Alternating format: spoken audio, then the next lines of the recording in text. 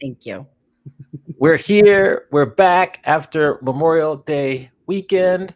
How are we doing, Mandy? Amani, I'm in Renovation Nation hell. Yes, I'm you not are. gonna lie, Tell us it's what's going crazy. on. Tell us what's going on. Oh, this has been nuts. Well, let's see. A lot has happened in the last 2 weeks. So our general contractor and one of our vendors were emailing. It seemed as though they were having a tiff. We intervened and realized that the general contractor was giving wrong measurements to one of our vendors, which is obviously not a good idea. We talked to the vendor. The vendor was frustrated. It's a vendor we love, and we're like, we cannot upset this guy. So then we hit pause for a second. It feels like almost 2 weeks ago. And my husband and I then started calling everybody that we know in this side of the business, in the renovation, construction type business, outlining some of the things we've been seeing, because we've never done this before. Like, we're old people, but we've never done a home renovation remodel before. And as we interviewed different people, 100% of them said, this is odd. These pink flags should be red flags. Like, this guy is not good at his job, run like hell. Okay. So we were like, well, let's just wait till we get the final piece of information, to which he was supposed to send it 3 weeks before. And he ended up sending it Friday night, holiday weekend, 6:44 p.m. It was all wrong. I even asked, did you read this before you sent it? Was what I said in the email. Yes. Then from that moment on, last Friday to this past Friday, we interviewed 3 new general contractors, checked 9 references, checked 5 licenses, viewed about 50 after product pictures of like finished product pictures, met with 2 at our house, had a designer come over and measure, have new designs that were drawn, and we're actually seeing them today. So as soon as we're done with this show, I got to skate back to the house to see it. So, as long as these designs look like acceptable, we're going to move forward with these people. I think we're still not sure, but man, has this been a real live and learn. And it's so funny because both of the contractors that came to our house were explaining what we're doing with our back sliding glass door. And both of them are like, what? That goes up to your roof line. You don't have any room there. And I'm like, our general contractor said we could do it. Like, literally, if we would have let this guy finish the project and open up our house, it would have been one of those things like every time he opens something up, there's a new disaster waiting to happen. So it was a blessing in disguise. And quite honestly, when we called him to fire him, it was like a 40-second conversation. He didn't really seem to care. Okay. Either he was too busy to care, or he had people around him, so he couldn't say like, why are you firing me? Yeah. But like, it was a non thing. I even said, if you would like to know more, feedback. He's like, no, that's okay. I was like, oh, well, all right then. Yeah, it was. The whole Okay. thing's been bizarre, but I think we're in a good space now. It's a full-time job vetting new contractors. Like last week plus working, it was very, very stressful, but Okay. I'm glad we've lost some money, but not enough money to make it like more stressful, I would say. Okay. So we're on the other side now. We're in the middle of it. We're almost on the other. We're Okay. if we sign with these people, we'll be on the other side, and then it's the renovation, which presents its own Yes. stuff, which we're prepared for. We know there's going to be disasters in there too, but we're measured disasters. We're ready for that. Okay. Yeah. Okay. Good. What about you, Amani? What's been going on? What'd you do for Memorial Day? Are you done with school for the year? Like, what's happening in your Yeah. world? So school is done for the year. Grades are turned in. I do have one student who I have to grade one of her projects. She was late in turning it in. I had to give her incomplete. She had like got a doctor's note with like mental health issues. So of course I give her grace. So this Aw. Thursday, I'll grade her work and then that'll be it. But that's it. So it's good. Great semester. I'm headed to Atlanta this Friday to speak to National Speakers Association, the Georgia chapter. Then I'm doing Oh, a book cool. event that evening.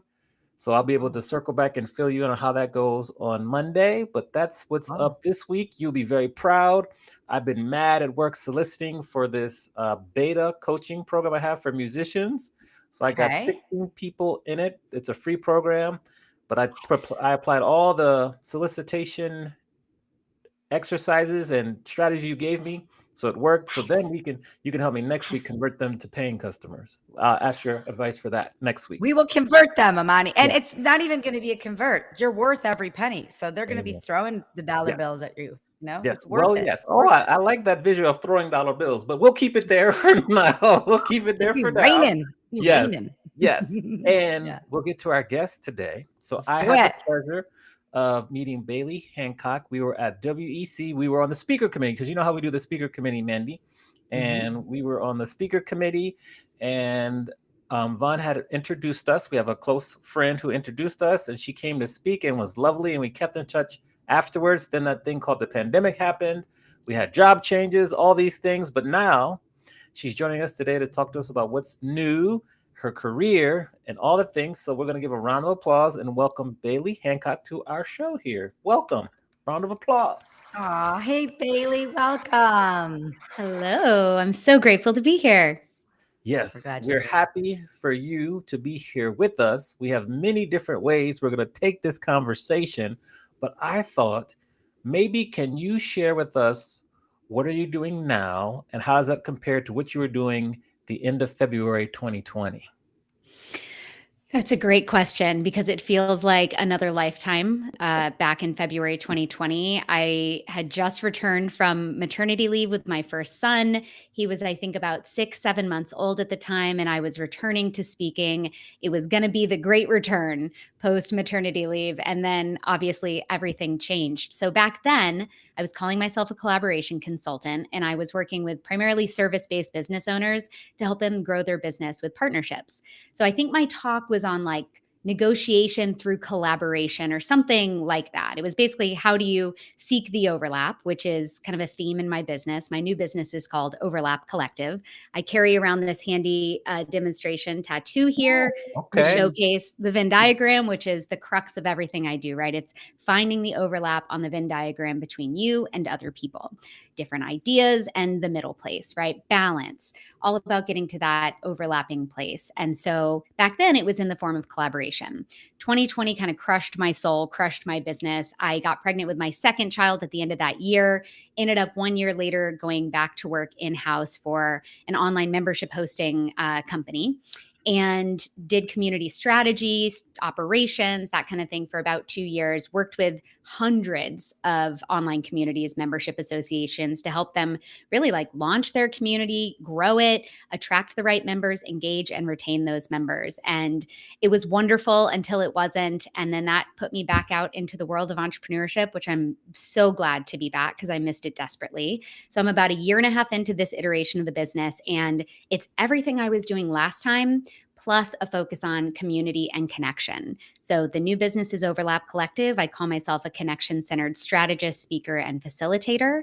And everything, all roads lead home to how do you connect better with yourself and others to achieve your goals, whether you're in a day job or you're an entrepreneur or you're a thought leader or anything really. Any goal can be achieved by leveraging community, connection, collaboration, which I call my 3 C's to saving humanity, because they All kind of right. are that big of a deal.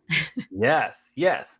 Based on what you learned working for like that community are we allowed to use the name of the little company, Sure. or It was Mighty Mighty Network? Network. Mighty Networks. What did you learn, the top 3 takeaways in terms of building a successful community based on your experience working with all those creators? Most people and companies and brands should not have an online community. That was the biggest takeaway. I love it. Tell us more. Tell us more. It's just, I think, became one of those things that brands felt like they had to have. It was very hot for a while there, but I saw it over and over again. I worked in the Mighty Pro department, which were the companies and brands and a lot of individual thought leaders, coach types who would launch their own community, just like everybody else on Mighty, but they would have their own fully white labeled custom app as well. So it was a very high price point product. And part of their agreement every year was they got their own community strategist, which was me and my other team members. And so I was consulting basically for all of these different organizations. And what I saw time and time again was there would be so much emphasis and momentum around building and launching a community.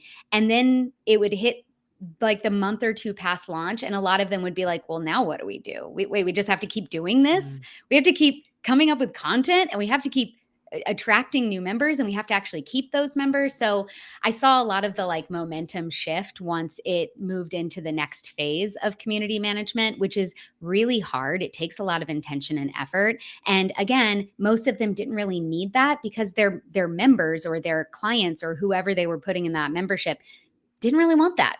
They never asked for it. They never asked their people if they wanted to connect with other people who were using the product or attending the event. Now, some of them were excellent use cases. Some of my favorites were online memberships that were attached to some kind of retreat or conference or event, because it gave attendees a place to go start pre-networking before they came to the event, whether it was virtual or in person or hybrid. And it gave the event organizers a place to really share all of the information they needed to about the event, get people excited, start dripping out content, doing a lot of like that pre-work that makes showing up to the actual event not feel like the first time you're thinking about the event or the other people. And then throughout the event, you have a great home base to keep people engaged when they go back to their hotel room at night or whatever. And then, of course, the long-term impact afterwards was always so impactful, because then you got to continue the relationship with other attendees and speakers and really stay in touch. And that is what drives repeat event attendees over and over. And it's no surprise to me that a lot of that has to do with the networking component. And that's obviously what I care most about right now in this business is how do I teach people how to build reciprocal relationships and networks that support their success? And you can only really do that when you're supported by the other circles or events or communities that you're part of. So it's really like a two-way thing. I hit the back of the house with the people creating the communities and events, and the front of the house with the actual people attending the events or being part of the community. So it's a two-way street. I love it. Mandy, over to you. Well, it's funny that you led with Mighty Networks, because that was one of my questions too. And I belong to a bunch of coaching. My husband calls them cults. I belong to a bunch of coaching communities, and it feels like they all use Mighty Networks. So I'm really familiar with that platform. And if it's not Mighty Networks, there's always some sort of like community platform. And I have had that experience too, where I'm like, oh, this is just like one more platform I have to check, right? Mm-hmm. It's one more platform I got to check a notification. It's one more. And Amani, I know you're nodding your head because that's how I feel about Slack.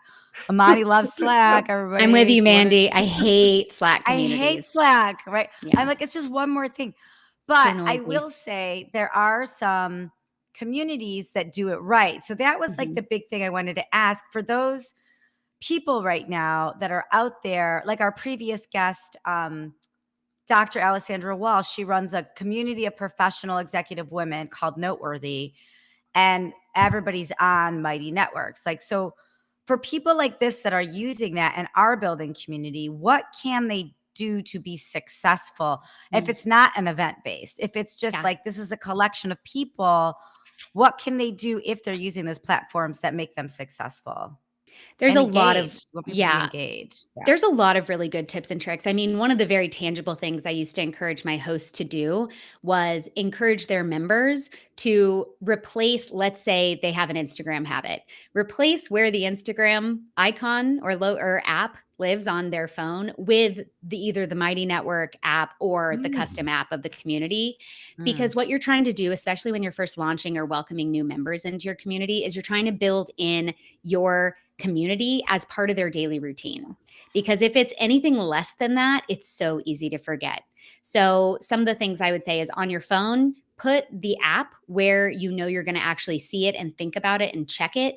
I'm not a big notifications person. Little red bubbles stress me out. So I would prefer have it built into my day to check versus being prompted to check with notifications. So there's a lot of people that feel the same. For the other contingent who doesn't mind the bubbles, I find that they actually are not really motivated by that number to come in and check. So you still have to find a way to like almost habit stack, right? Meaning like attach checking the notifications or popping into the community daily to something else you already do daily. So for me, I like to go to communities on my desktop a little bit better. So I would put it as one of the tabs that open when I start Chrome every morning so that it's right there. I have that with LinkedIn as well. So I know to go in and take a look at what everybody's up to in the feed every day. It just helps me better stay in touch. So it's little things like that. It's like, how can you make being in this community feel like part of their daily routine?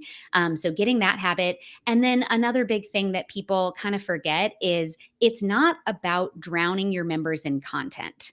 We all create so much content for so many different platforms, so many different purposes. But with a community, if one of the purposes of it is to educate, or let's say it's to engage your members and help them connect better with each other, you need to be meeting people on their various levels. So that could look like having standing once a week events that you know people are going to come to. It could look like having good prompts in your feed once a day, every other day, at least a few times a week that are encouraging the people that are happy to chime in, typing. And so then you've got the people that maybe they want to meet more one-on-one. Depending on the size of your community, you could pair people up. You could have a buddy system. You could have cohorts of people if they're coming in at certain times. But what you're really trying to do is help people be accountable to each other so that they feel like they need to show up because that's part of their deal of being in that community. So giving people a reason to check in and then making it so easy for them to do that part of their day, that's going to increase engagement, which will, of course, increase retention. I love that. It's funny because even though I complain about it, I do, once I'm in there, I love it. I love celebrating my wins. I love Amani, not Slack, by the way. I'm not happy once I'm in Slack, by the way. Okay, fair But I enough. love you. I love you, and I will do what makes your life easier. Thank you. Love you too. But like, Thank you. what's up in these other communities? I am, because there is good content, but it's resources and it's available at my fingertips. So I like the idea of putting the icon where my Instagram icon is, because I am checking that throughout the day. And it does become a habit. I like that. And I do want to be there for my coaching community. I want to be there, and we get so much from each other. It is a support system and accountability system. So I like that. I want to hang on partnerships for a minute, because you have been in some level of partnerships, an expert in partnerships in your whole career. So I just want to ask you, like, what happens when a partnership goes wrong? Like, when do you stay in? When do you get out? How do you make it better? And Amani, I'm not talking about us. We're good. We're good. Are you talking about us, or are you talking This about is actually relationships? Are an you talking about intervention, Amani. relationships or something else? Because I want to hear Bailey's answer. It's all the same. That's what's funny.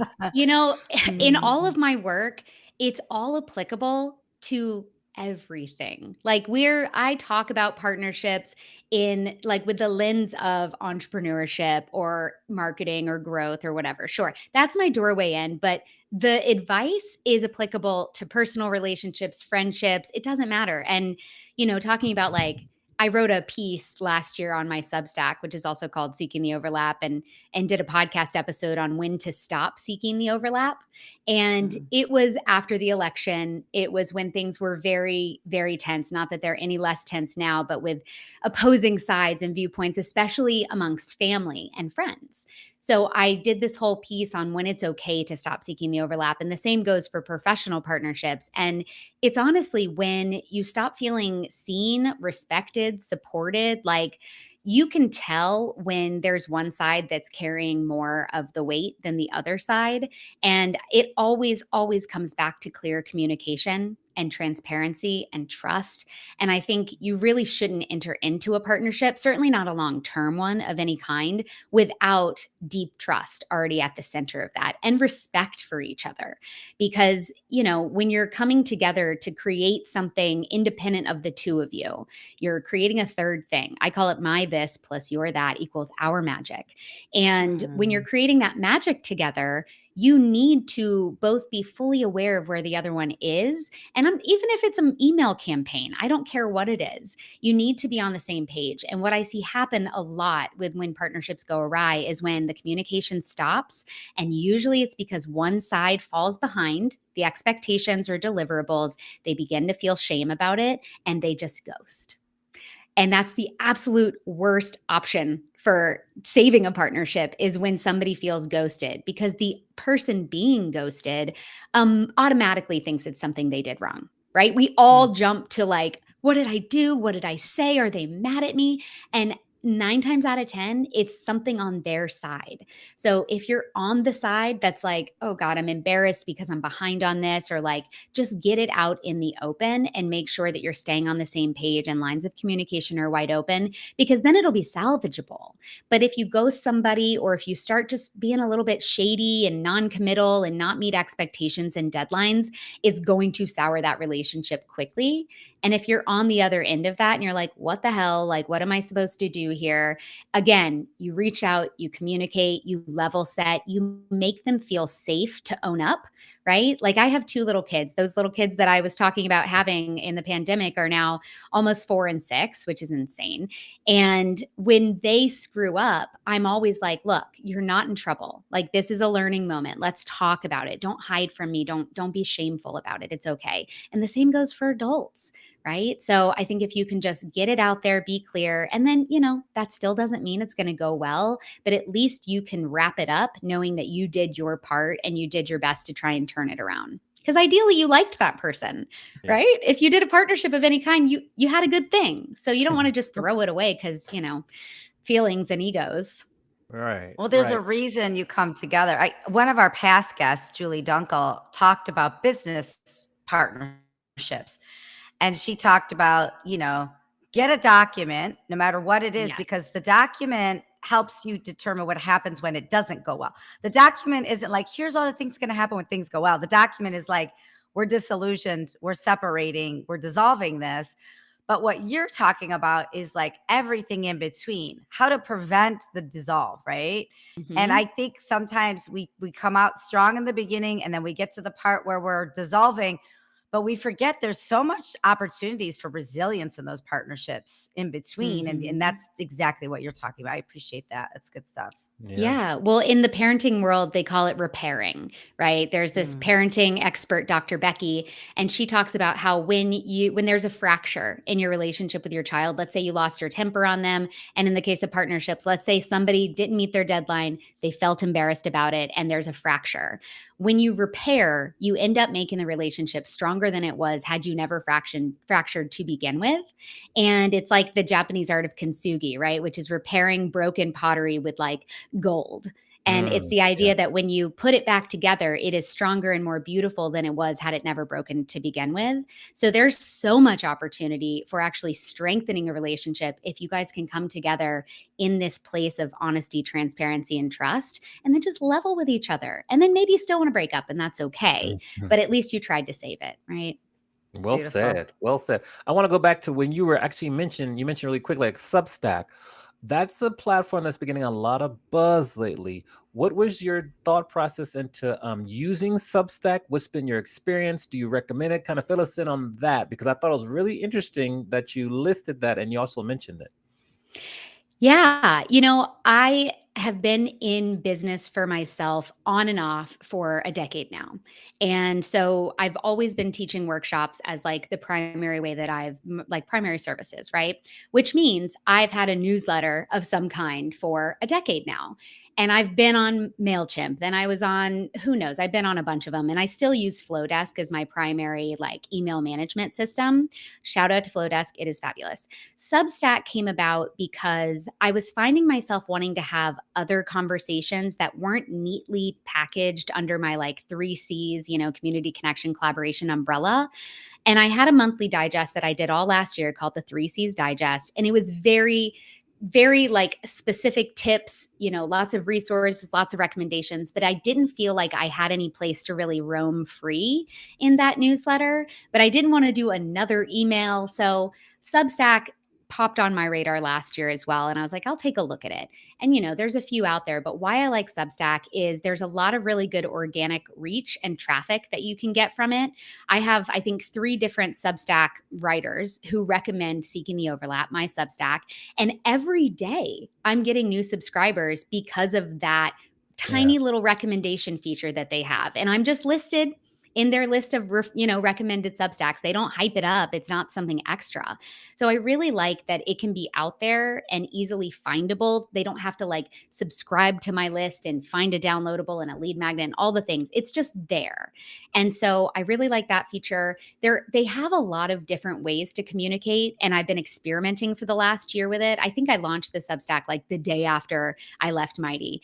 And so that was December of 2023. So I've been on and off, but I actually got a notification this morning that I have consistently published a piece for 15 weeks in a row now, which is probably the most I've ever been Great. consistent with a newsletter piece, email kind of thing at all. And it's because I have habit stacked it. And just to go back to that real quick, I'm in a weekly writing group container where we just kind of body double for each other. We write for an hour. Nobody's talking. We're just writing. I do that on Wednesdays. I publish on Fridays. So just a shout out to like building it into your systems and into your week. It increases the likelihood of it getting done. But Substack is great. I've experimented with their podcast feature. I've experimented with like reading my Substack aloud and putting an audio feature in there. And I'm just always trying new things. And it's so easy to do. I would say all in setup is maybe an hour. And I keep tweaking it and trying new things. But for the most part, it's there. It's growing independently of me. And there's a lot of opportunity for people who are not in your world to find you, which, as you both know, is very helpful when you have a business. Yeah. Because I coach a lot of musicians, and Substack keeps coming up on whether or not they should maybe try it out or add it to their workflow. So I was curious to get your input. So thank you for that. As you mentioned, you've been in and out of like working on your own for 10 years, the last decade. How do you consistently get the courage to come back and try again and again without like saying, you know what, this is a wrap, it's too difficult? Low-level mental illness, I don't know. Like I think people who are entrepreneurs are a little bit off. Like we have to believe that it's possible despite the odds. I was actually recently diagnosed as autistic in December and ADHD like 2 months ago. So I have the combo ADHD, which is an interesting whole conversation in and of itself. But the ADHD in me is what always pulls me back in to the thrill of creating something from scratch, building a whole brand from nothing, telling the world about it. I'm very good at that part. What I have struggled with in the last decade is recurring revenue. It's prospecting. In other words, I don't do it. It's sales. It's like I'm so good at about half of the business part of it. And then the other part is like, can't everybody just find me organically and just hire me? Just trust me. I'm going to do a great job for you. And to be fair, that is how I have gotten all of my opportunities has been through my network, through referrals, through people saying my name in rooms that I'm not in, which is why I'm so passionate about the work I do, because that is literally what I teach people how to do. But it's also not scalable. It's not sustainable, and you can't count on that. So my personal, phase of business right now, a year and a half in, is getting really serious with myself about the pieces that I'm not drawn to, the pieces that do not provide me with a big dopamine rush every time I do them. They scare the crap out of me. And so I'm moving towards those pieces, because if I want to be in business in 6 months from now, I have to. And so I'm getting my act together in that area. But I have really, really, really leaned on my community for the last decade to get me any kind of great opportunity, to keep me in business, keep people hiring me, and keep people inviting me to their podcasts and their shows and their stages of any kind. So it works, but not very scalable. So I have a question that's going to actually segue over to Mandy, because what are some of the specific things you're doing to like attack like business development and like growing your recurring revenue?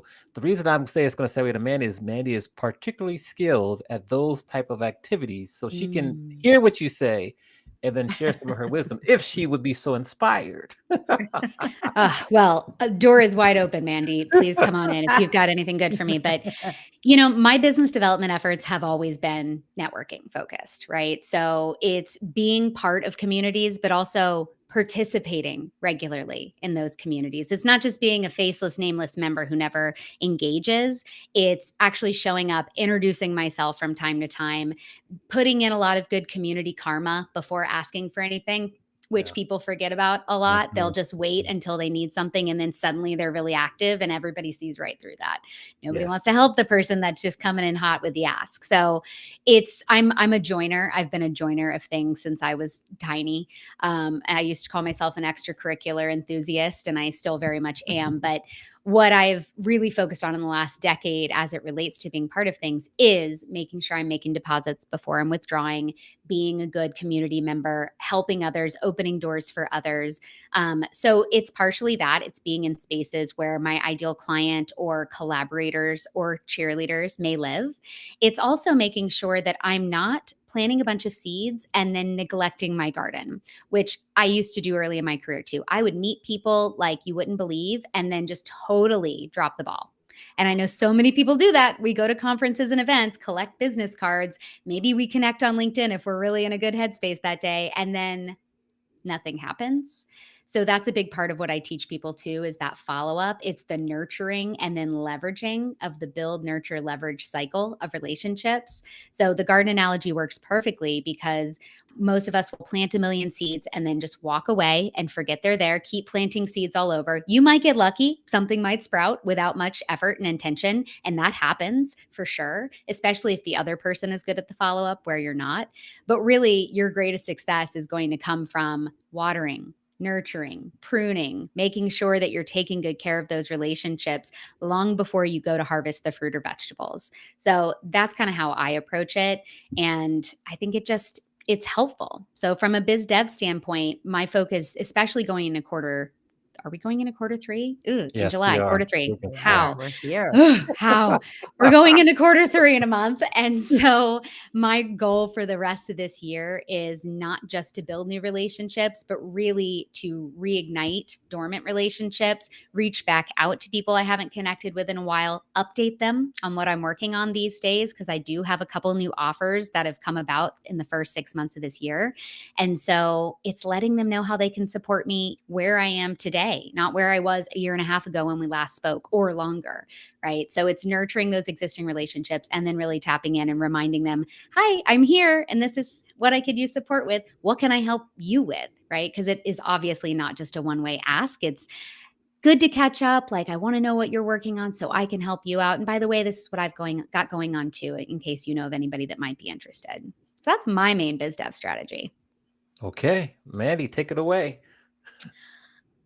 I mean, I think that's probably where most business owners do fail, because they forget the power of reigniting relationships or reconnecting with people where they're at now and meeting people where they're at now, because it's so much different than where they started. So I love that that's an important part of your strategy. You call yourself a professional friend maker, which I love.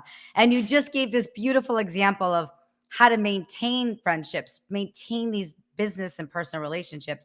I'm curious, as we evolve in our businesses or as we evolve in relationships, there's times where you got to fire a client or there's times where we got to break up with a friend. So, how do you do that? Like, how do Mm. you recommend people do that? Because it's a skill to build and foster, right? But there's also a skill with that breakup as well, whether that's a friend you've outgrown Yeah. or a client that's outgrown your business or you've outgrown theirs. Like, what's your strategy for that part? Oh, it's so hard. But for whatever reason, in this last year or two, I've gone through a lot of unexpected friendship breakups. I turned 40 last Mm, September. I sort of blame moving into this decade because you're just evaluating everything. Life is changing. You're like, okay, is this how I want to continue on? Are these the people that still match where I'm going? Right. Because if you're doing it right, I think you're always evolving and growing and adapting to hopefully your more authentic core self. You're getting clear about your goals and your values in life, and you're hopefully peeling off the things that no longer serve that. And relationships are natural. They're naturally going to be part of that peel off. I call it pruning, just like a garden, right? Like if you want your mm, tomato plant to grow really strong and tall, you got to prune off the little branches that are not going to produce fruit. They're just going to take resources and nutrients. It doesn't make it easy, but it does make it important. And I think when you can frame it to yourself as being really intentional about where you're going to put your energy and your resources and your time, of which we are all short on, just the way life is, right? Then it makes it easier to imagine, okay, if I have fewer people that expect something from me or that I'm going to pour into, then I can really, really double down on the relationships that feel super aligned and impactful for me today and where I want to be tomorrow and in the future. So I don't always think you have to have an official breakup. I think mhm, sometimes these things sort of just, it ends up being like a fade away rather than like a breakup. That can feel equally painful in its own way because it's kind of like a long thing as opposed to like an immediate confrontation. I hate confrontation. So unless it's like I really need to stand up for myself or something's happened that's just I'm in the wrong, they're in the wrong.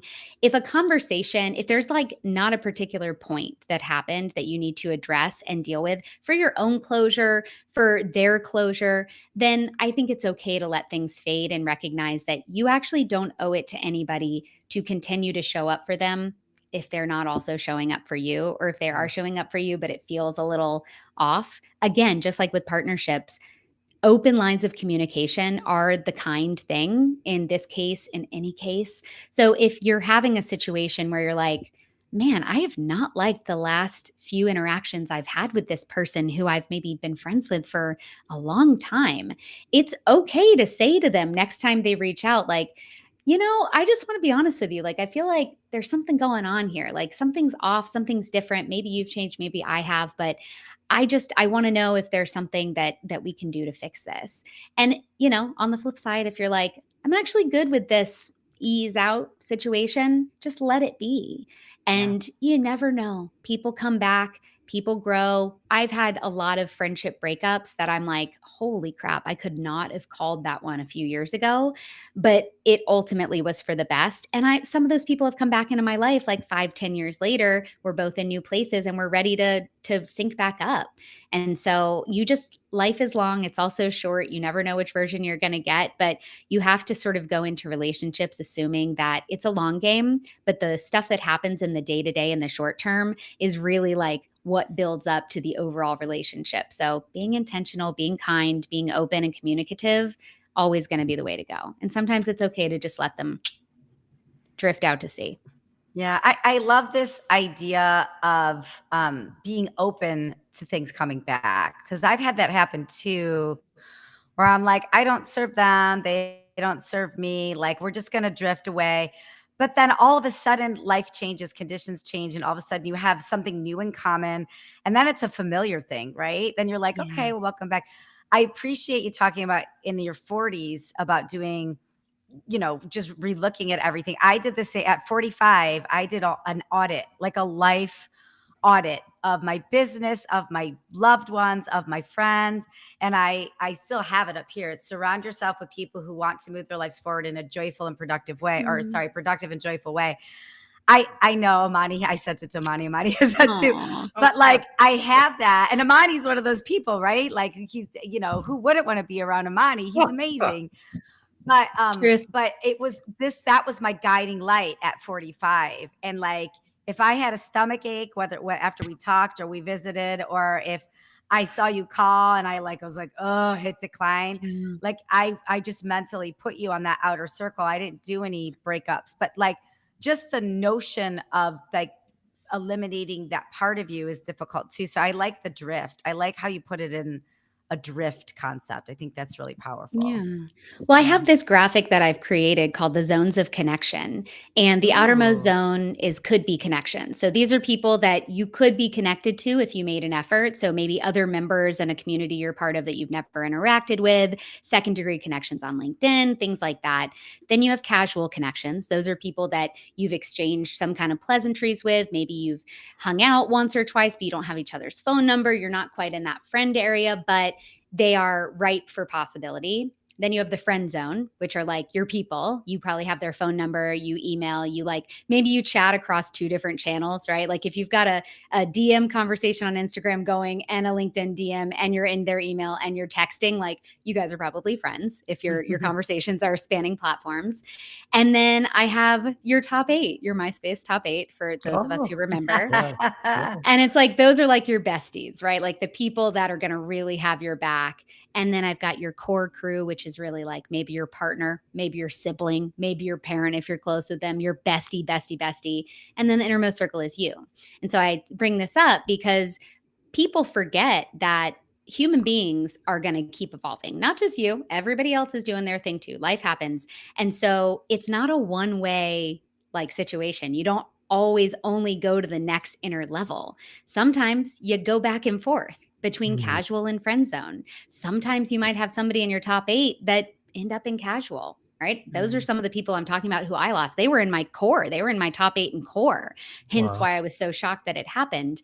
And now they're out in casual, getting close to could be. And so people are going to come in and they're going to go out, and that is completely natural. Like we are all in this ecosystem together.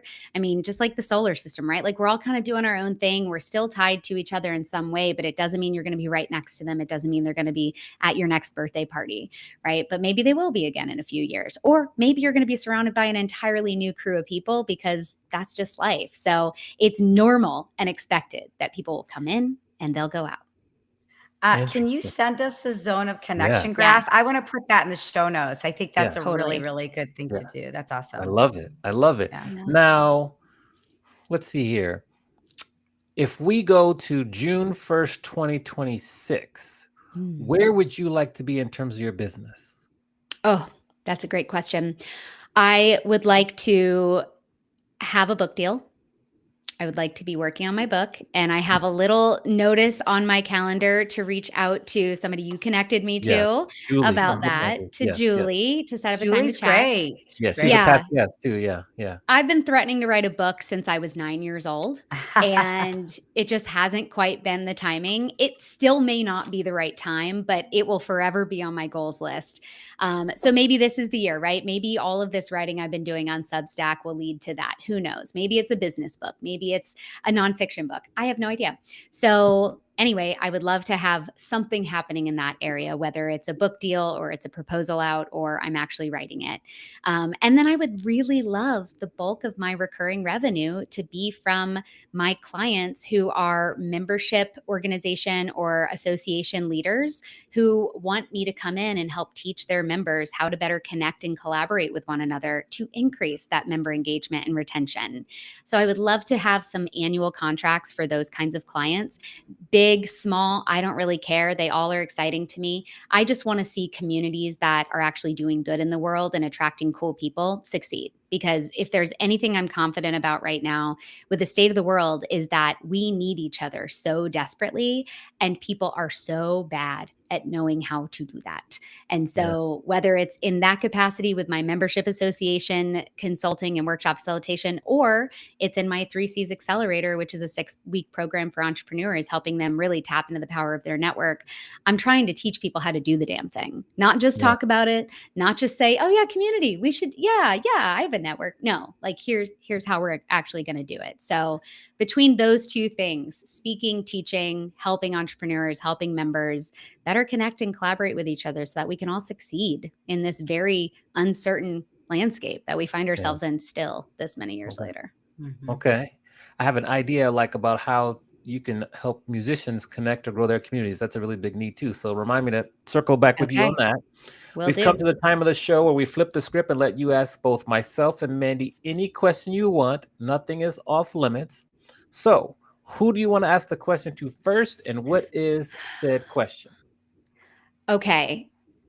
I have so many things I could ask. Yeah, I'm a podcast host too, so I like to ask the questions, but I think the one I'm curious about from both of you, because you both seem to be multi-passionate people. Like you've got your hands in a few different things. You're not just one-trick ponies. You probably know a lot of different people and are in a lot of different circles.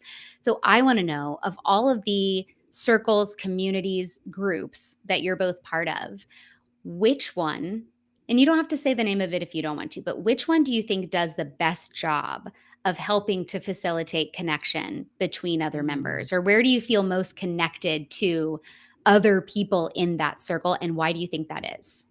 You have one right away? Man, I need to think on that one. I mean, I don't know if this is the best one, but the first one that came to mind is a circle that I created, and there was no monetary thing around it. This has happened during COVID, and I stole this idea from somebody, and it's kept going. I created a swirl, and it's smart women I really like, and it's a Zoom call, and we talk for 45 minutes. We pick one topic. We pose one question, and we all talk about the same question the whole time. But we pose the question in advance so you can come with examples. Everybody's really vulnerable. Everybody talks, they give examples. And sometimes when we get off topic, somebody always brings us back. But it's one of those like unconditional love type things that like everybody's there because you really, and some of these people I've met all of them, but some people have never met each other, but they're having side conversations. They're helping each other, they're supporting each other. You know, you talked about books, like somebody in our swirl wrote a book not too long ago. People are supporting her. Somebody's running for a political office. People are supporting her. And these people don't really know each other except for that one call 3 or 4 times a year. And I think I created it because one of my work colleagues, she created one, and I just loved being a part of that. It was like once a week you had to say why you were remarkable in an email, and this was amongst the swirl. And so it was like once a week, maybe I had a crappy week all week, but just at least once a week, I get to say why I think I'm remarkable. And all of these people are cheering you on. And I loved how that felt so much that I was like, it originally started because I wanted to surround, my husband and I are child free. And I wanted to surround myself by more women that were child free. What does that look like? So I put this list together. It was originally that. And then I just started adding people. So some have kids, some don't. But I call it the swirl. I copied off of the one person, but it's one of those enduring things that like we still do. And there's no money exchange. It's just because people care. And it's a small group. And the thing is, like, come if you can.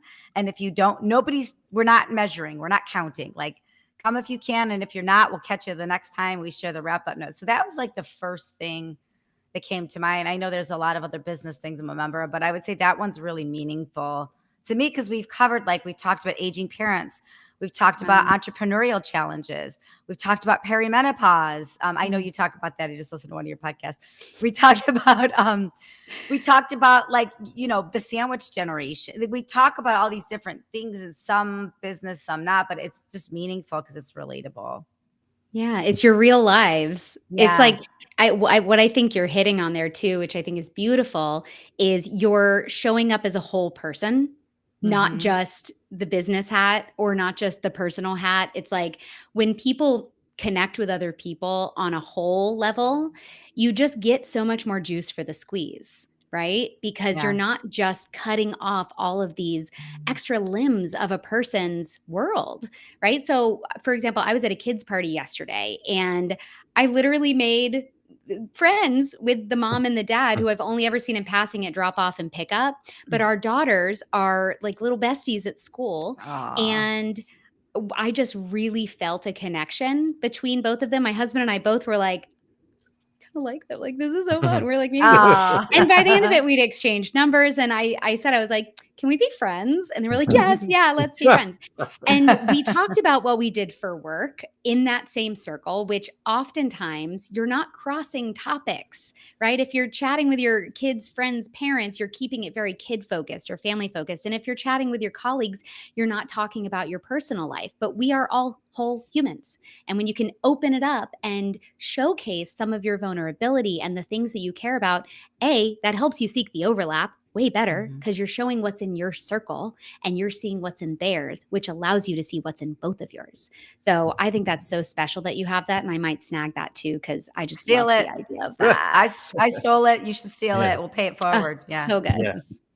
I think for me, mine would probably be more like professional organizations. Like two come to mind, like MPI, of course, like lots of connections and strong there across the country. Different people in different areas have brought me some close friends. So I think that one is very strong and continues to be very effective. And then I think I talked to you about like Brand Builders Group. That's another one that's kind of newer that I've started to meet specific people within the organization that we kind of vibe with. Well, we'll talk, we set up Zooms. Like I have a Zoom call, I think in 30 minutes with someone that I talk to every 2 or 3 weeks. So those are two, just because of the things we have in common, the way they encourage us to attend virtual events together. And then when you see someone in person that you've been maybe seen on the screen for 6 months, it's like a reunion. Yeah. And those are the two that come to mind for me. That's fabulous. Well, and it sounds like having that hybrid option between virtual and some in-person stuff, I mean, that really, really does it. It's like such a an amplifier of a relationship. If you can then get it offline, it just zooms you past. I created this formula at some point on like, I think I called it like the friendship formula or something. And it was like frequency times the amount of time to the exponent of vulnerability equals depth. And the idea was, if you only see somebody once a year, but you're spending like a whole day with that person, like, people you go on trips with, right? Like you're getting it all in on that one time. So the amount of time is large, even if the frequency is small. And if you can go deep and open yourself up to being more vulnerable, then the depth is going to be even more there. And then you look on the flip side and it's like you see people at parent drop off every single day for 30 seconds. It's going to take a really long time to be able to get there. So high frequency, low amount of time, low amount of vulnerability equals shallow depth. So yeah, I think that's great that it hits both of those. And also you're so good at maintaining relationships, which not everybody is. And even with you and I mean, we connected a couple months ago for the first time since beginning of 2020. And it was like, was it 5 years or was it a couple weeks? It doesn't matter. Yeah, great right? point. So that's big. That's really helpful for that depth. I want to jump back to something that you talked about. It just popped in my head is you talk a lot about the 3 C's and collaboration, all these things, they sound great. And we know they work, right? Because we live and breathe them. But I'm thinking about some of my coaching customers. I'm thinking about some really data-driven or numbers-focused people that might say, okay, that sounds really cute, but how does this produce results? And I know they produce results. I know they produce results. How do you have that conversation with skeptical people about this? Like, how do you translate this into data? How do you translate this into the numbers and results? It's definitely a tricky thing because so much of relationships are like qualitative data, right? It's like you feel it, it feels good, instinctually that it works. But when you're looking at hard numbers, it's something you need to track. If you're a data-driven person, you need to be tracking your relationship. So I'm actually in the final week of the first round of this accelerator that I've been running. And this week is all about making sure that you're set up for success for the coming quarters. So I've created a spreadsheet for the participants that is effectively both tracking like what their goals are, what their asks, their specific asks are, all of their credibility assets that they need to provide people to make good intros and recommendations and all of that. And the most important piece of this is, who are you reaching out to? When are you meeting? What came from that call or that meeting, both short term, long term. And so it's really a matter of, you need to be tracking the data that is important to you to track. A lot of my data with my network and my business development lives too much in my head. That's something I'm working on with this last month of quarter 2 as well, is getting it out of my head into documents so that I can really have a better understanding of what I'm looking at, use data to move forward. But it's about making sure that if you are putting in the effort, let's say you decide you're going to attend one networking event a month. Let's just be generous, one a month.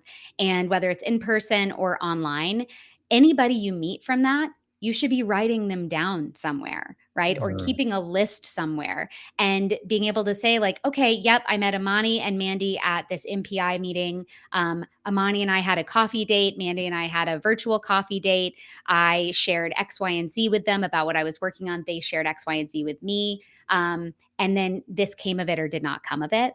And that can feel like a lot of work, but if you are a data-driven person, sometimes seeing the actual result is going to make you more inspired to keep doing it, right? And so it's about tracking it. It's about establishing your own metrics and KPIs for what equals success with relationships, because a lot of it is intangible. A lot of it is like feeling like you have people that will back you and support you, and recognizing that if you don't ask, you kind of can't expect a result to come of it, which a lot of people do. And I certainly did in the beginning of my career. I was like, well, people just know how I need support and they'll just offer. Nope. No, they're not. They're not going to do Nope. Gotta that. ask. Yeah. No, no. And my framework for that is the ABCs of asking for support. You have to actually ask. You have to be clear and specific in what it is that you want. And you have to highlight your credibility. Why should they support you? Why should they introduce you? Why should they offer you an opportunity? And so if you've got that part locked down, which is what I'm trying to help entrepreneurs do in this 6-week accelerator, then the asking part and the tracking part should be pretty fun and simple, right? If you already know what you want and you're ready to go with somebody with all of the information you need to share with them, and then if it still doesn't turn into anything, that's also data, right? Maybe you're just barking up trees, you're asking the wrong people, or you're asking for the wrong things from the right people. So it is a lot of moving targets, but if you can really establish what it is that you're trying to do, and you can be good about tracking and following up and all of that, then you will very quickly see relationships are how you get anything. I say people are portals. People are portals to opportunities, to ideas, to information, to resources, to gigs. Literally, people are the portals to almost anything you want in your life, but nobody's going to go randomly open up their portal for you if they don't know what you want to do on the other side. Amen. Beautiful. Yeah. Good stuff. Now we want to take you. I've asked you this question 4 years ago. I think the answer might have changed. We want to go back to Gainesville, Florida, and talk to Baily just as she's walking across that stage and graduating, and give her advice based on everything you learned so far. What advice would you give your younger self? Look at the deep side. She wouldn't listen to a damn word I said. Let's just be real.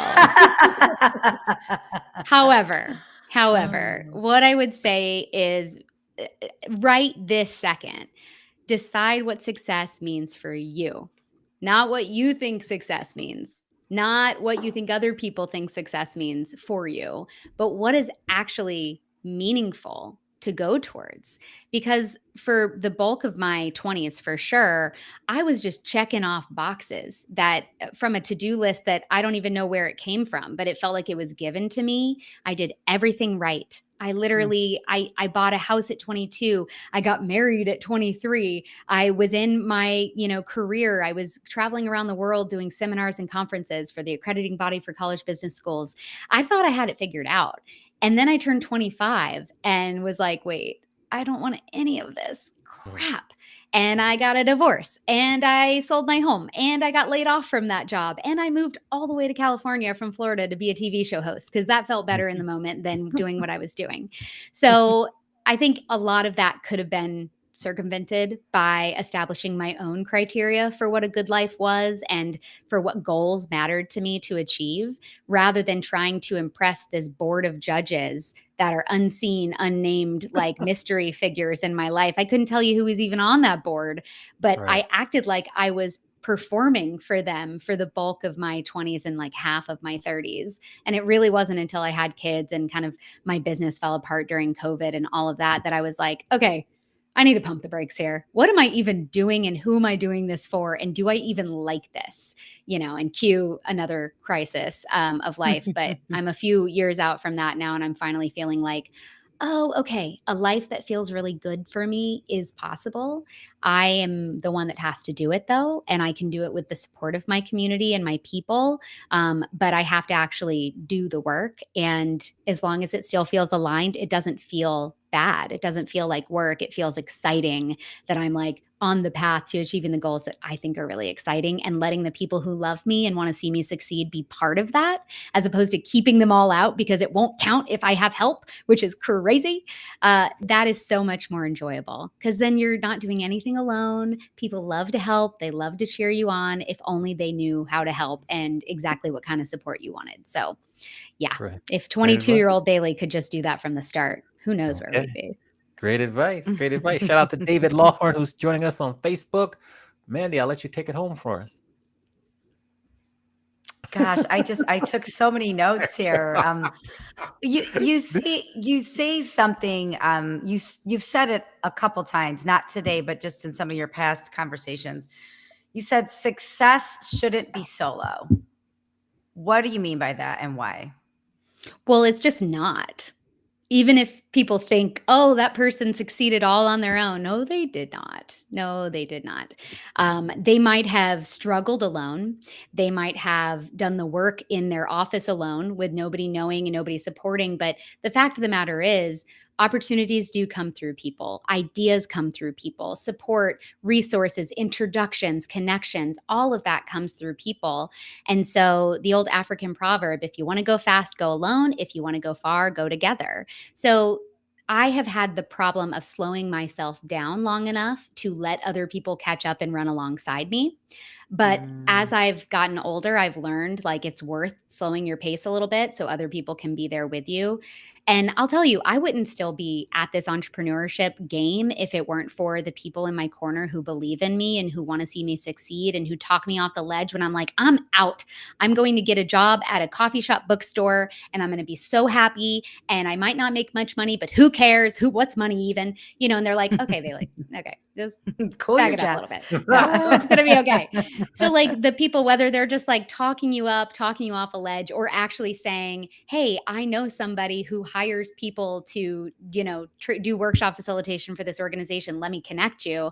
It comes in many shapes and forms, but success really is so much more juicy and impactful and enjoyable when you can turn to your people and be like, I did it. Thank you guys. We did it. Like, this is so exciting. Like, you get a great call. Who are you going to call and like celebrate it with if you haven't let anybody be part of your journey? But sending Yeah. that text or that call or that email being like, I got it. I booked it. I booked it.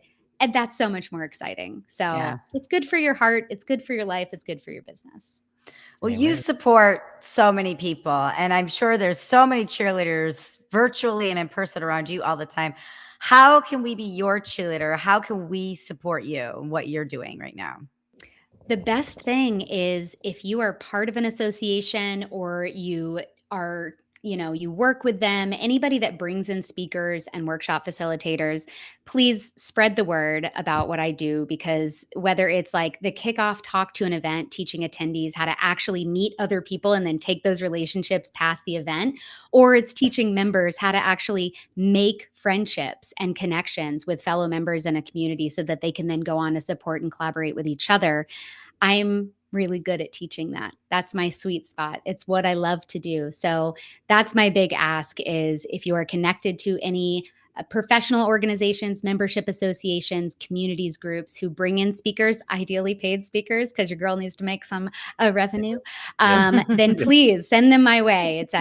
You can go to overlapcollective.com and get there, or just bailyhancock.com/workshops. That's got all of my rundown of, I think there's like 10 different workshops that I teach that are kind of all in this world of community connection and collaboration. And I love to do it. It's my favorite thing I do. Beautiful. All And right. then we'll pop your Substack and your zones of connection graph. And maybe if you have a link to your next 6-week accelerator, we'll Yes. pop that all in the show notes. So just email that to us after. But I have to Okay. say this really quick. This entire episode, I've been very fixated on the picture behind your head that it looks like one of Which your one? kids drew. The one that makes, yes, it looks like when you're standing up, it looks like you're wearing a cute little red hat. Just the end of it. Oh, I'm like, she's wearing like a little red hat. And then I'm like, oh no, it's like a a picture her kid fascinator. drew. Yes, yes. Anyways, I've That been is so looking at it funny. like, what is it? And I just realized it's a picture Well, behind it's your that head. now that I'm looking, it kind of looks like one devil horn. So Oh, it could be too. either, That too. depending It on the could be day. Yeah, Yeah. it's been wonderful. It's been a Those great are from my visual. children. That's adorable. So cool. Cool. Great. Thank you. Well, thank you very much for being on the show. I just, admire your courage. So continue to be courageous and stick to what lights you up. It's obvious that you love what you do. So we're here to help you. And I'm glad you reached out like a couple months ago. It was just like we hadn't talked in like a day or two. So just, Yeah. keep it up. We're here to help you. You got a new friend in Mandy, and we will see you soon. Round of Thank you both so applause. much. Yes, Thanks for Baily Hancock. being There we here. go. This is Yes. great, Bailey. My cheeks hurt from smiling. This is I know, great. same. I had such a good Mhm. time with you two. You Me guys are a too. blast. Yeah, it's great. All right, we'll put you back in the green room real quick. We'll put you back in the green room. Mandy, another great show today. Good after Awesome. 2 weeks off. Who do we have to look forward to next week? Tracy Peterson. Oh, okay. We got another. Okay, that's the Yeah. BBD family. Awesome. Okay, cool. Yeah. We've got a great lineup. I just want to remind everybody, we are 1 month away from our 3-year podcast anniversary.